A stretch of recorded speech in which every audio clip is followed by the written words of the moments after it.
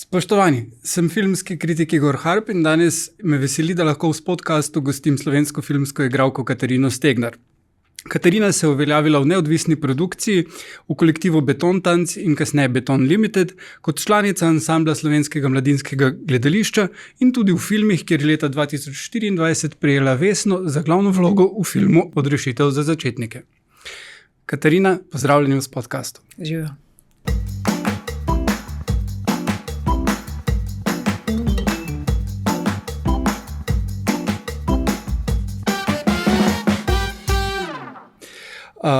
Vesno, največjo filmsko nagrado pri nas, sta v letu 2024 prejeli obe s hčerko Milo Bezjak, ki je prav tako v Odrešitvi za začetnike igrala vašo hči.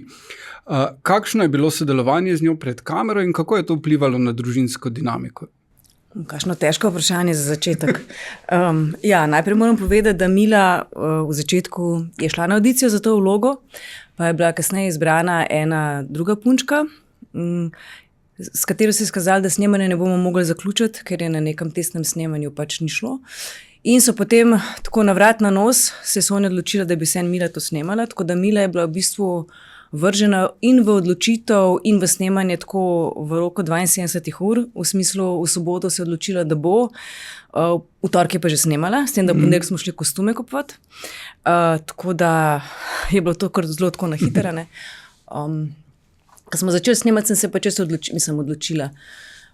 Rekla sem si pa, da ne bom nikakor posegala v to, kaj ona počne in kako se ona razume z režiserko, kako igra, in sem samo opazovala. Je pa Mila izreden talent, tako da v bistvu z njo nisem imela nobenega, kako bi ste mu rekli, mentorskega dela. Družinska dinamika, kar se snemanje filma tiče, je pa itak ta, da je snemanje filma kot da si v rudniku, ne? Ker pač to je teh 12 ur na dan, petek svetek, zjutraj, popoldne, zvečer, v nemogočih urah, včasih v nemogočih pogojih. Tako da je bila naša družinska dinamika okrnjena, spremenjena, posebna. No, sta pa lahko bili več skupaj, kot sicer, če bi vi sami bili na snemanju. Absolutno. Ja. To pa je. Vaš partner Primož Bezjak je Vesno prejel pred 4 leti za Antigono, tako da imate zdaj vsi trije doma to nagrado, ali jih imate na neki posebni policiji ali kako? Ne, zaenkrat so še v škatlah, ker so tako zavarovane, ker imamo namreč dva mačka, ki zelo rada skačeta po policah. Tako da ne vem, bo treba narediti posebno vitrino, da bodo zavarovane pred mačjimi tacami. Ja, to pa poznam ta problem. Velik del kariere ste posvetili neodvisni gledališki produkciji, ampak ste v zadnjih letih večkrat kritizirali to sceno kot nevzdržno zaradi pomanjkanja sredstev. A se vam zdi, da se kaj spreminja na bolje? Če se spreminja na bolje, mislim, problemi diskrepance, ne, v nekem umetniškem ustvarjanju na dveh področjih, ki sta načeloma enaki, ne. Se pravi, gre za, ne vem, ustvarjanje snovalnega gledališča, to se pravi, to pomeni, da to gledališče iz nič, temu se to včasih reče avtorsko gledališče, kjer pač ljudje sami napišejo tekste, sami naredijo koncepte, preizprašujejo tudi načine, kako sodelujejo med sabo. In je to na neodvisni sceni pač neka zelo bogato in vibrantno vzdušje, ne, ki pa po mojem podfinancirano. Ne. Podfinancirano je in zaradi tega, ker je podfinancirano, potem ima tudi manj ponovitev, manj ljudi ima dostop do tega, manj ljudi to vidi. In se zdi, da je to stvar manj pomembna kot neko recimo repertoarno gledališče, ampak v bistvu je blazno pomembna, ker po mojih izkušnjah se izkaže, da se na neodvisni sceni razvije nek slog, neko novo razmišljanje, neki novi način ustvarjanja in se potem to počasi pronica v institucijo. In je zato bi bilo v bistvu nekako treba to podpreti, bolj podpreti, iz večjih različnih koncev, iz prepoznavnosti, iz teoretskega konca in tako dalje. Je pa še ena stvar, da je korona v bistvu v gledališču precej zadala, ne? V smislu tega, da je pač manj ljudi hodilo v gledališče in večina ljudi tudi gledalcev se ni vrnila. In pa še ena pomembna stvar je, neodvisna scena je zelo veliko gostovala, to se pravi, da je bil pretok v tujino ali pa iz tujine sem precej večji kot je zdaj. In to je velik problem. Problem je pa zaradi tega, ker mi ne vidimo tuje produkcije, ne? In se zaberemo v neke mehne strukture, neke mehne mehurje, samozadostne umetniške prakse, samozadostne razmišljanja, ker nismo dovolj prepišni. Ne? Tudi recimo, če zdaj grem malo tako širše, veliko mednarodnih festivalov,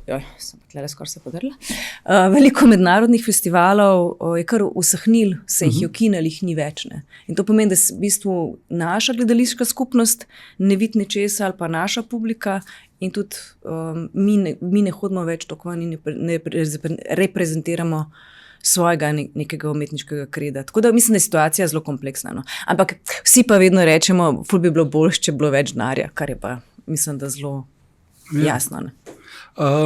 Vse to z novimi praksami, mislim, da nekdo pomemben v kulturni sceni, zdaj se ne spomnim točno, bi bila kandidatka za ravnateljico drame, ali kdo že je rekel, da itak bi morali več igrati pač Shakespearea in Cankarja in da bi to moral biti nekak cilj. Ne? A se dejansko stvari tudi zdaj pač zaradi korone in vseh ostalih situacij premikajo v to smer, se vam zdi? K Shakespeareu in Cankarju? Mislim, da bi ostali na nekih teh klasikah. Mislim, klasika pač je nujno potrebna, zato ker se mi zdi, da kadar delaš ali pa kadar gledaš dobro narejeno klasiko, ni kaj za zgubitne.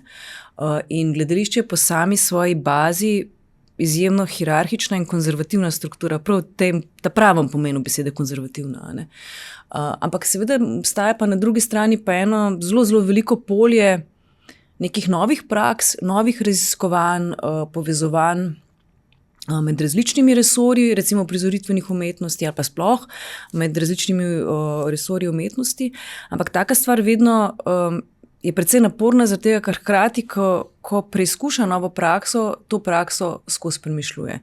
To pomeni, da na nek način ti ustvarjaš v nekem okolju, ki skozi samega sebe premišljuje. To je pač izjemno naporno. Ampak, kadar pride do odločitev do takih praks, ki pač recimo preizkušajo ali meje vsebin, ali meje prav teh povezav med različnimi resorji, ali novih načinov, novih modelov sodelovanja med umetniki, je pač to treba skozi premišljati hkrati. Ne? Kaj pa so bili najbolj zanimivi projekti, ki ste jih to zadevni, ki ste jih v zadnjem času videli ali pa v njih sodelovali?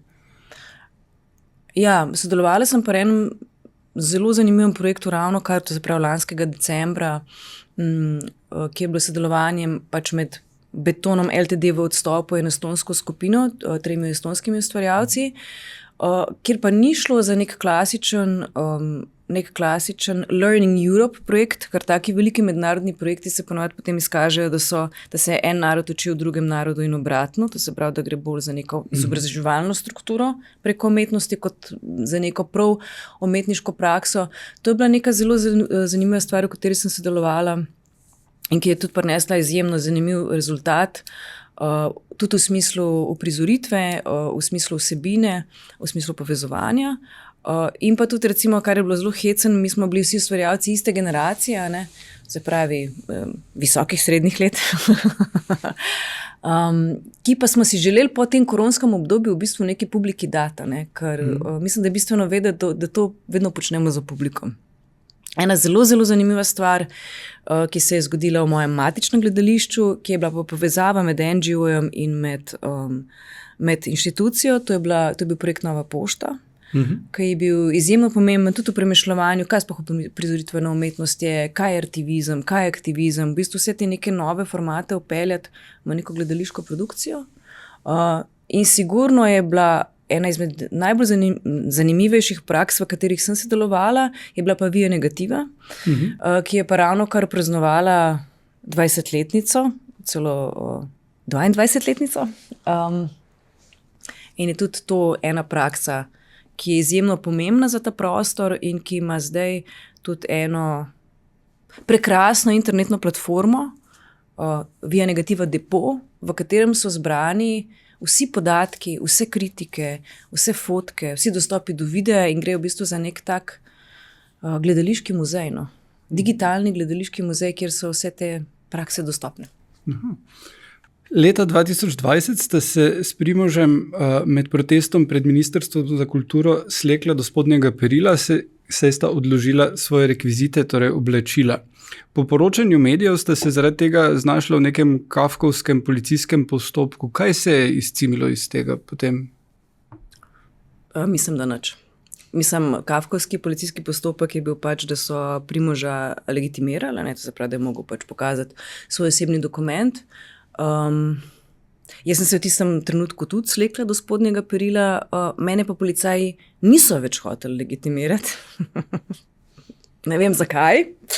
Tako da mislim, da iz tega ni bilo nič, če se prav spomnim. In iz velike večine teh prekrškovnih postopkov, ker smo dobivali tudi položnice in naloge za stvari, ki jih nismo dobili, ni bilo nič. Mislim pa, da mene najbolj boli pa protest pred branje ustave, branje člena ustave o svobodi protestiranja in združevanja. Takrat pa smo dobili nalog za kršitev javnega redu in miru in takrat je v bistvu tudi bila ta scena precej zoprna. To pa je en tak grenak priokus recimo teh položnic. Pa tako, tudi recimo takrat, ko se je protestirali z avtomobilov, mislim, da so se s Primožem peljala v krogu Drama, Slovenska, Parlament, pa nazaj 6-krat. In v vsakem krogu sva dobila nalog za neko drugo stvar. Enkrat je bilo to za hupanje, drugič je bilo za ustavljanje sredi cestišča, enkrat je bilo zaradi zakona o osebnih izkaznicah. V glavnem, vsakič so našli nek razlog, da midva ne bi več protestirala. Aha, pa ste potem morali plačati vse te kazni ali ste uspeli s pritožbami? Na veliko večino smo uspeli s pritožbami. To kazen za kršenje javnega redu in miru, to kazen sva pa mogla plačati. Koliko pa potem v bistvu vzame časa in volje in energije, ko se moraš s to birokracijo še bost, ker veš, da si delal nekaj, kar je v bistvu zakonito, ampak so polena z leve in desne strani? Niti ni tako zelo veliko časa vzel. Mislim, da vzame precej več živcev kot časa, ker potem smo itak vedeli, kako je treba stvari napisati. Tako da je bilo v bistvu neka, če smo mi padali v birokratsko mašinerijo, ki nam je pač izstavljala kazni, smo pač mi z istim postopkom pisanja pritožb temu odgovarjali. Tako da mislim, da se kar navadiš. Z zamenjavo ministra za kulturo in pač vlade se je nekoliko izboljšal odnos države do kulture. A to tudi občutite od takrat na lastni koži in zaznate med delom? Ja, predvsem se je atmosfera precej spremenila, kar je za ustvarjanje bistveno. In mislim, da se je precej poboljšal tudi položaj svobodnih ustvarjalcev, samostojnih delavcev v kulturi, kar se mi zdi, da je bistveno, ker pač to so res, tako kot je nekako neodvisna scena v primerjavi z institucionalno sceno diskriminirana, pa v bistvu ustvarja umetnost na enakem nivoju, bi lahko rekla. Tako so tudi v bistvu samostojni delavci na področju kulture diskriminirani z recimo nami, zaposlenimi, ker pač delamo isti posel, ampak pogoji za pač delovanje v tem poslu so pa na svobodi precej težji. Ampak ne gre samo za materialne pogoje, gre tudi nekako za mentalne pogoje. V smislu tega, jaz sem bila pač 15 let na svobodi in dobro vem, kakšna je ta obremenitev tega, ker pač ti imaš recimo za pol leta, veš, kaj boš počel, za pol leta pa ne veš, kaj boš počel. In to ne gre samo za eksistenco, ampak gre tudi za neko, se mu reče, težko je to zdržati. A boš še delal, a ne boš delal, kaj moraš narediti za to, da boš delal. In veliko energije gre v to, da v bistvu se s tem ukvarjaš, prav s tem, s svojo lastno pozicijo. Mislim, da je Asta Vrečko odlična ministrica, da je tudi zelo prisotna in da se pojavlja povsod, kjer je treba. In mislim, da se pač položaj izboljšuje, da je to nujno. In treba pa tukaj, se mi zdi, še neko stvar povedati. Ta atmosfera v tem, a smo zdaj kulturniki ali pa umetniki, tretirani kot paraziti, a ne, to se pravi kot nekdo, ki skozi nekomu drugemu nekaj jemlje od ust, a smo mogoče mi tisti, ki iz nič ustvarjamo precej veliko in kjer umetnost v bistvu ustvarja največjo dodano vrednost. Ne. Se pravi, v vloženemu evru mislim, da proizvedi 4 dodatne. Ne. Ja. In mislim, da se je treba tega zavedati, ne. Kakšno je to delo in kakšna je narava tega dela. Zdaj, kako prisiliti ljudi, da bi cenili to, tega jaz ne vem. Ne. Ampak mislim, da bi mogli biti na kulturo prav tako ponosni, kot smo ponosni na naše športnike. Zaradi tega, ker če se je določen procent ljudi pripravljen v slabih pogojih ukvarjati z neko mislijo ali pa z neko raziskavo ali pa, ne vem, z neko ekspresijo, ne, mislim, da to dviguje mentalno temperaturo prav celotnemu narodu, ne, ali pa celotni deželi, kar narod je beseda, ki jaz ne maram preveč.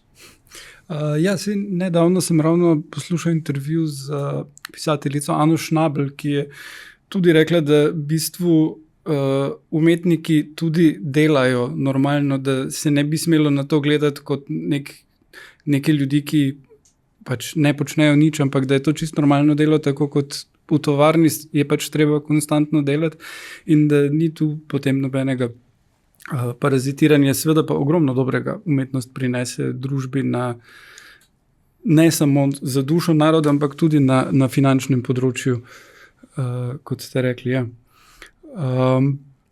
Za več let ste ustvarjali kot del kolektiva Beton Tanz oziroma Beton LTD in vaš zadnji projekt tam je bil nemški cikel, ki je bila retrospektiva vaših del v zadnjega pol desetletja in je poleg predstave vključeval tudi koncert. A je kolektiv še aktiven in načrtujete kaj novega? Prej ste omenili to zadevo v Estoniji? Ja, kolektiv je, ne vem, moram premisliti, katerega leta, ampak s projektom, se pravi, mislim, da je bilo to 2021, mogoče se motam, bi mogla pogledati, je kolektiv kot tak odstopil. To se pravi, da mi pod Beton LTD pod tem imenom več ne delamo. Mi smo delali 10 let skupaj, to se pravi ta nek ožji krog, Primož Bezjak, Branko Jordan in jaz.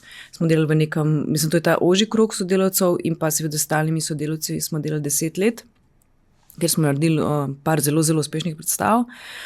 Ena izmed teh je bila tudi ta koncert, Malcajt. In smo kasneje, ko smo preizpraševali, kaj želimo delati ali pa kako želimo delati, prišli do odločitve, da ne moramo več na tak način delati in da je treba kolektiv na novo postaviti, v bistvu razstaviti, razpustiti in potem sestaviti najbrž v nekem drugem okviru. Tudi po mojih izkušnjah je 10 let neka doba, ki je lahko v nekem nehierarhičnem sodelovanju zelo plodna, potem pa se malo te relacije ali pa energije, če lahko tako rečem, izčrpajo, in potem je treba pač stvar preformulirati ali pa premisliti, zato da lahko stopi dalje. Če ste me spraševali o Malcajtu, Malcajt je bil v bistvu en poskus premišljevanja kolektiva, kjer smo vzeli glasbene materiale, ki sta jih ustvarila Jure Vlahovič in Janez Weiss z drugimi sodelavci tudi, v teh 10 letih, ali pa takrat malo manj, v 8 letih, smo ju prosili v sodelovanju z Markotom Brdnikom, našim zelo dobrim harmonikašem, smo jih prosili, če bi naredili v bistvu eno tako reinterpretacijo. In iz tega je nastal ta v bistvu koncertni dogodek, ki ni bil dogodek, ampak je bila tudi vizualna sopostavitev in iz tega je nastala potem tudi plošča, Malcajt. Ena vaših najbolj odmevnih predstav je bila Pavla nad prepadom, biografska predstava o Pavli Jesih po predlogi Andreja Skubica in režiji Matjaža Pograjca, kjer ste znaten del predstave tudi plezali po notranji plezalni steni. Kako naporno je bilo to vključiti v igro? Ja, mi smo precej trenirali, tako kot smo pri različnih Matjaževih predstavah, ko smo se recimo ukvarjali s smučanjem, ali pa smo plesali, ali pa smo se vozili z BMX-i, tako da velik del predpriprave na to predstavo so bili treningi iz prostega plezanja. Tako da smo imeli neko tehniko, neko znanje. Zdaj, po eni strani je bilo to fizično zelo naporno, po drugi strani je pa prav ta fizičnost dajala tej Pavli nad prepadom neko legitimiteto, ne, ob gledanju. To se pravi, kdo lahko govori o teh stvarih, kot najbrž taki to ravno kar počne pred vami. Mislim, da je najbolj, kar je bilo tukaj tehnično zahtevno zame, pač, da stena je pač takole pred gledalci, in jaz sem bila upeta v steno s hrbtom. To se pravi, da sem imela gledalce za hrbtom. Mislim, da je bil največji problem s slišnostjo, kot če se pogovarjamo o neki taki tehnični stvari. Ja, naporna. Vsaka predstava je lahko fizično zelo naporna, je bila pa ta predstava tudi zelo lepa, zaradi tega, ker je pač se ukvarjala z neko zelo pomembno in hkrati izbrisano zgodbo Pavle Jesih, ki je bila na eni strani vrhunska alpinistka, ne, po drugi strani je bila pa vrhunska filmska strokovnjakinja, ne, ker pač, in jaz tudi recimo te zgodbe prej nisem poznala, ona je imela prvi kino v Ljubljani, ona je prva podnaslavljala filme, v bistvu je bila nek tak kolosej in celo med vojno, ne. In bila pa je še nekaj, bila je izjemno pokončna, samosvoja in svojeglava ženska in takih ponavadi sistem ne sprejme in jih potem tudi seveda izvrže. In tudi ona po vojni se nekako ni hotela podrediti nomenklaturi tedanjšnji in je potem končala sama kot oskrbnica v nekem domu, hranila golobe. To je pač neka taka izbrisana, žalostna zgodba, v bistvu ene borke, filmske borke, no, tako bi jaz rekla. Ja, tudi Nikola Tesla je na koncu hranil golobe. Na zadnje smo vas videli v prominentni mednarodni gledališki koprodukciji sveta Ivana Klavniška po predlogi Bertolda Brehta. Gre za kompleksno predstavo v več jezikih s podnapisi, glasbo, lajbah in veliko ekonomske teorije v samem zapletu. Kako je bilo vse ustvarjati v takem okolju in ali veste, kdaj jo bomo spet lahko videli na slovenskih odrih? Kdaj bomo videli na slovenskih odrih, ne vem. Ravno kar smo se sicer vrnili iz gostovanja v Luksemburgu in v Bolcanu, ki sta bila tudi producenta te velike mednarodne koprodukcije. Zdaj, to je Brechtov tekst, ki je učni komad, ki pač razlaga, kako borza deluje. Ja. Zaradi tega ima ogromno nekih teh podatkov, kdo je zdaj kaj kupil, kako se zvišujejo delnice, kako se znižujejo delnice. V bistvu je pa to nekako komad o izkoriščanju delavcev, kako so pač delavci vedno tisti, ki na koncu oni potegujejo bitcoin ali pa dividende, delavci pa pač prazno skledo, in tudi na koncu so te, ki potegnejo kratko. Zdaj, sodelovanje je bilo zelo, zelo kompleksno, zato ker gre pač za več gledališč, različne jezike, Lajbah je napisal fantastično muziko za to predstavo in tudi so bili zelo dobro umeščeni v uprizoritev, zato ker Brecht ima pač tam v tem tekstu, v tej drami črne slamnike, ki so v bistvu krščanski bend, ki pač propagirajo Boga. In Ivana Klavniška je na začetku del črnih slamnikov, na kar pač iz teh črnih slamnikov odide, umre in tako dalje, postane mučenica. Tako da na ta način je bilo zelo kompleksno, kako vse to sestaviti, se pravi, kako sestaviti jezike, kako inkorporirati Lajbah, da bo funkcioniral, kako vizualno to tudi vse skupaj sestaviti. Pa še ena stvar je, pač mi smo z režiserjem in pač njegovo in režiserko, glavno igralko, smo iz zelo različnih kulturnih okolij in tudi iz zelo različnih gledaliških provenienc.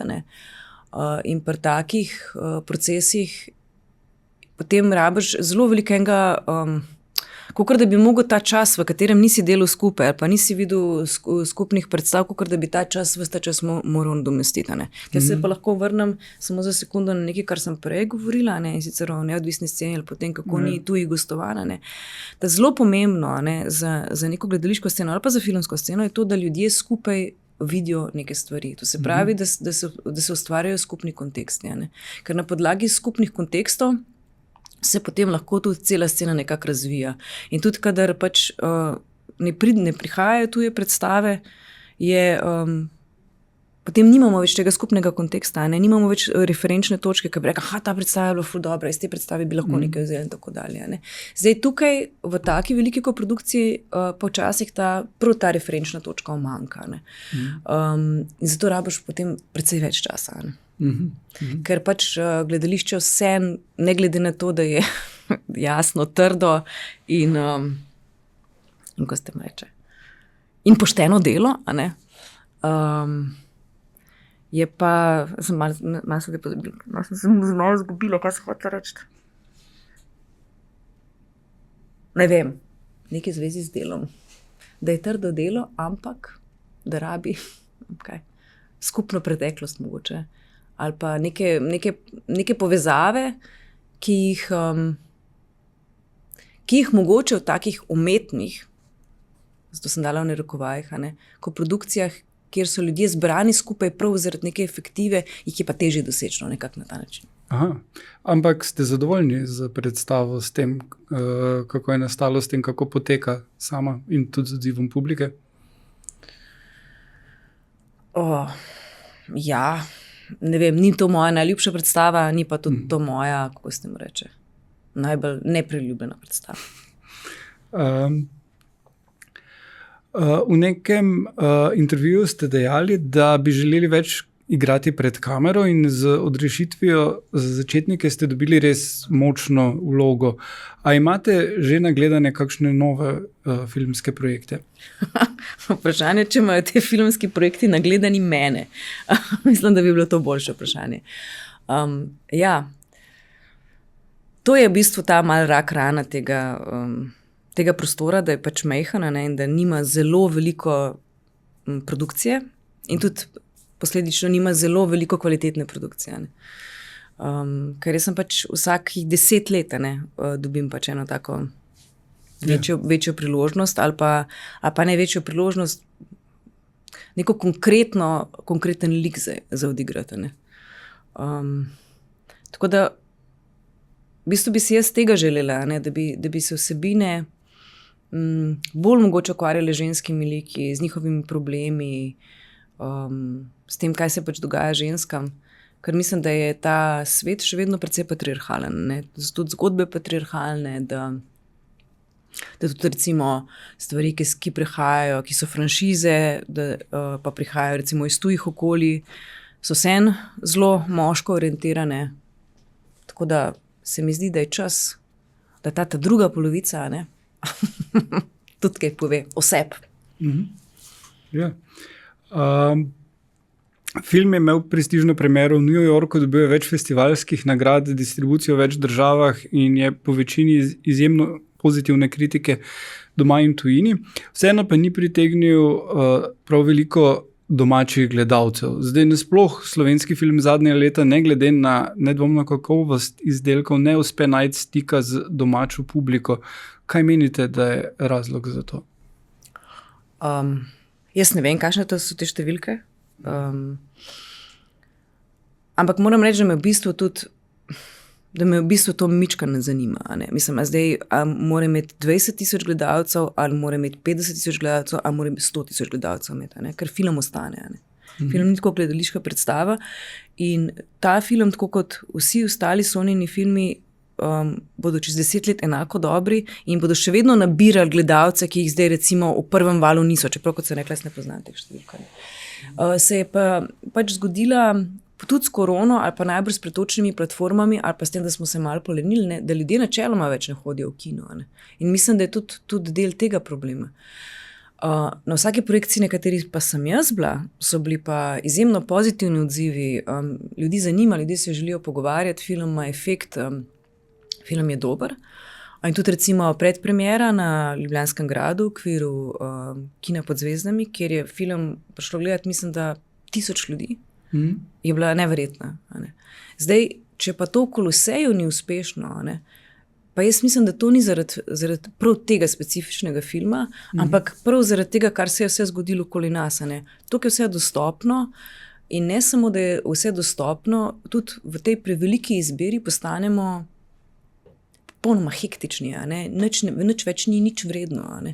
Mislim, jaz tudi si želim včasih kaj dobrega pogledati, v smislu, kaj je novega na Netflixu, in potem v bistvu več časa porabim za to, da bi nekaj zbrala, kot to, da bi potem to dejansko gledala. Pa še to pa sem potem vedno nezadovoljna, zato ker se mi zdi, da smo začeli tudi tako veliko filmsko produkcijo jemati kot nek produkt, ki mora totalno ustrezati mojemu trenutnemu počutju. Aha, to se pravi, zdaj hočem gledati eno kriminalko, pa ful mora biti dobra, pa mora biti noir, pa ženski lik mora biti, valjda, ne, pa ful dober zaplet mora biti, pa ful dober mora biti posnet, pa mogoče bilo fajn, da ni hollywoodska produkcija, čeprav je fajn, da je v angleščini, ker se mi ne da podnapisov brati in potem, ko vse to nalistaš in našteješ, in potem, ker ti ta produkt tega vsega ne da, si seveda takoj razočarana, ne. In se mi zdi, da tukaj rabiš pač potem nek filter, ne?